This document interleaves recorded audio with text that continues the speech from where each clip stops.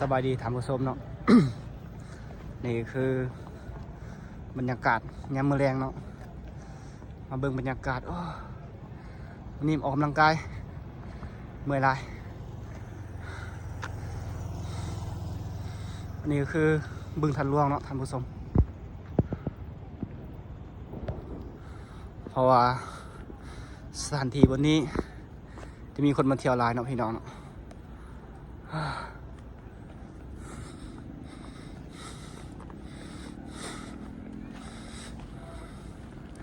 อันนี้ก็คือบึงทันหลวงเนาะทางพุ่นตะเวนไก่สิตกดินเลยเนาะพี่น้องอยู่ฝั่งพุ่นก็คือทางอันนะฝั่งไทยเนาะโอ้ตัวมาพี่น้อง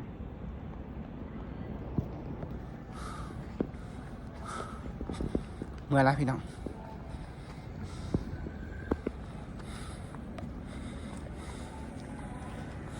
และพี่น้องออกกำลังกายเพื่อสุขภาพนะพี่น้องเนาะคนมาหลายเลยพี่น้องตะเวนไก่สิตกดินเมื่อยพี่น้องนี่คือยามค่ำคืนเนาะที่เพิ่นไต่ไฟเนาะพี่น้องเนาะบึงทันหลวงมันจะเป็นแบบนี้โอ้งามหลายพี่น้อง